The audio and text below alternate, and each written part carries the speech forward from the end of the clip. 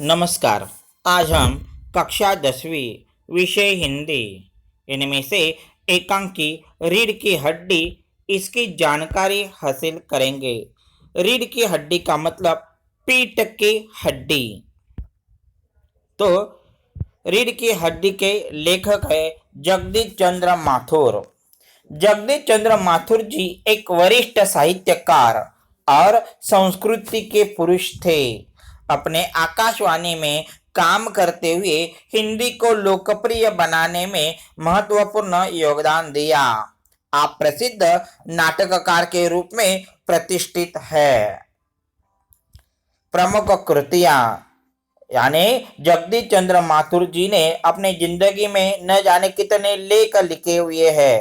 कोणार्क, पहला राजा, भोर का तारा, शारदिया आदि। तो रीढ़ की हड्डी के विषय प्रवेश। रीढ़ की हड्डी एक एकांकी है। प्रस्तुत एकांकी के माध्यम से लेखक ने स्त्री के प्रति समाज को जो हीन मानसिकता है उस पर करारा व्यंग किया है। नारी को स्वयं सबला होकर अपनी प्रगति करनी चाहिए। स्वयं के उद्धार के लिए उसे शिक्षित होकर सकारात्मक कदम उठाना चाहिए, यह बताया है।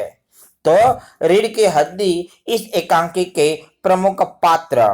उमा एक सुशिक्षित युवती है, वह बीए पास है। रामस्वरूप उमा के पिता है। प्रेमा उमा की माँ है, अर्थात रामस्वरूप की पत्नी है। शंकर एक युवक है। गोपाल प्रसाद वह शंकर के पिता है। जैसे गोपाल प्रसाद अपने बेटे शंकर को उमा को देखने के लिए आता है। और रतन यह रामस्वरूप का एक नौकर है। तो देखते हैं रीढ़ की हड्डी का पाठ सार। रामस्वरूप जी के घर पर लड़के वाले उमा को देखने आने वाले हैं और काफी जोरों से तैयारियां शुरू हो रही है। रामस्वरूप जी अपने नौकर रतन से पूरे घर की व्यवस्था ठीक ठाक करवाते हैं। तख्त को सही जगह रखना, उमा के कमरे से हारमोनियम का मतलब सुर पेटी, सितार का मतलब एक वाद्य है, इसकी झनकार, तारों की झनकार निकलते हैं। सितार उठाना लाना, दरी बिछाना। अपनी प्रेमा को समझाते हुए रामस्वरूप जी कहते हैं कि जरा उमा को कह देना कि जरा करीने से पेश आ जाए, क्योंकि ये लड़के वाले पढ़े लिखे हैं। लड़के के जो पिता है वे लड़के के पिता वकील है, सभा सोसाइटी में जाते हैं, मगर लोग लड़की ज्यादा पढ़ी लिखी नहीं चाहते। उन्हें सिर्फ घर का काम एवं सिलाई का काम, पेंटिंग, वाद्य बजाना, गाना आना चाहिए। आखिर उसे घर में ही तो संभालना है। इस तरह के विचार लड़के वाले के हैं। रामस्वरूप जी अपनी पत्नी से बताते हैं कि आने वाला लड़का बीएससी के बाद लखनऊ में पढ़ता है और मेडिकल कॉलेज में है। थोड़ी देर में टांगे से लड़के के पिता गोपाल प्रसाद और लड़का शंकर आ जाते हैं। तभी आते ही सभी लोग बैठ जाते हैं। रामस्वरूप जी लड़के से कुछ प्रश्न किए कि शंकर बाबू कितने दिनों की छुट्टी लेकर आए हैं। जो उमा को देखने वाला जो लड़का आया है उसे उमा के पिता अर्थात रामस्वरूप कहते हैं कि शंकर बाबू कितने दिनों की छुट्टियां लेकर आए हैं। तब वह शंकर बाबू कहते हैं कि वीक का मतलब सप्ताह और एंड का मतलब क्या है, अंतिम सप्ताह में चला आया था। फिर कोर्स के बारे में पूछा तो शंकर बाबू ने कहा कि कोर्स कोई 2 साल चलेगा, क्योंकि मैं 1 आध साल का मार्जिन रखता हूँ। और सभी लोग नाश्ता करने लगे।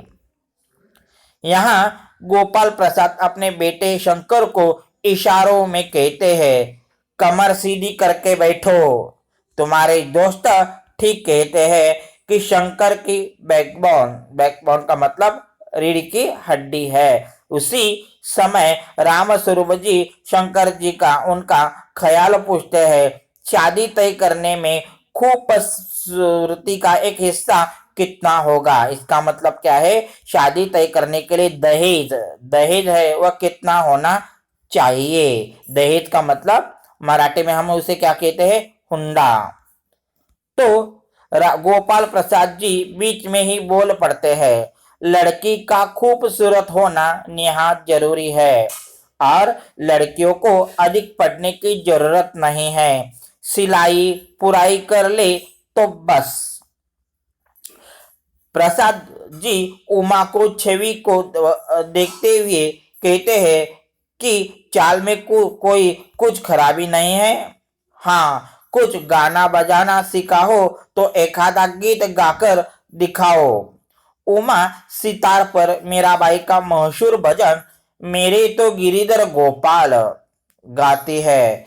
प्रसाद जी जो उमा से पेंटिंग वेंटिंग सीखी है क्या पूछते हैं, तो उमा के द्वारा उसके पिताजी ही रामस्वरूप जी ही कहते हैं कि घर में जितनी तस्वीरें टंगी है सब उमा ने बनाई है।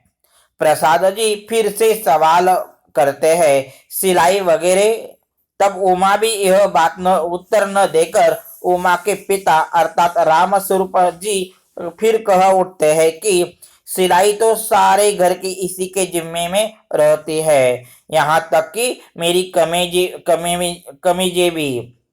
प्रसाद जी जरा रुकी आवाज में कहते हैं, जरा इसे भी तो मुंह खोलना चाहिए।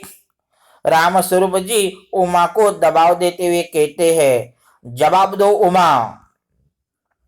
तब जब वे उमा से मुंह खोलने का आग्रह करते हैं तब उमा का गुस्सा फूट उठता है। वह कहती है, क्या जवाब दूं बाबूजी?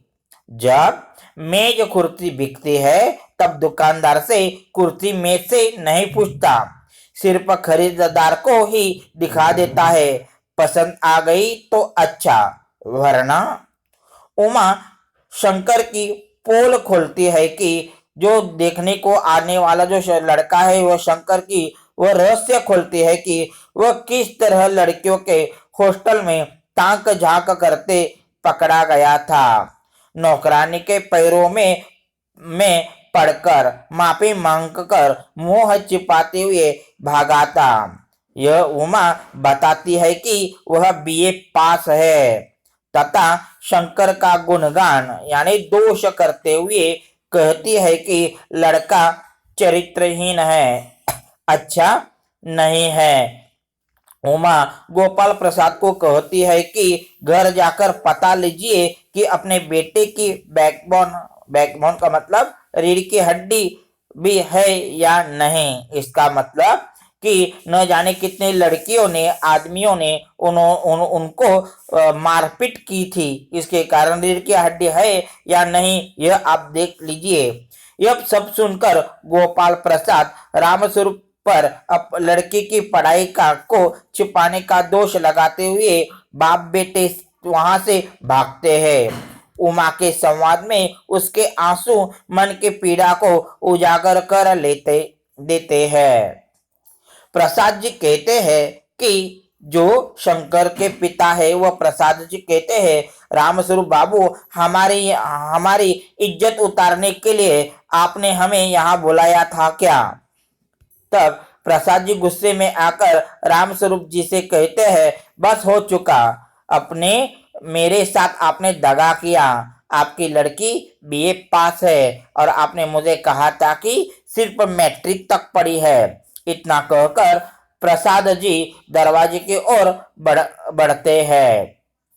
तो इसी तरह जो यह प्रस्तुत एकांकी अर्थात रीढ़ की हड्डी, इस एकांकी में उमा यह प्रयास करती है कि लड़के के परिवार वालों को खरी खोटी सुनाकर उनकी रूढ़िवादी मानसिकता का पर्दाफाश करती है।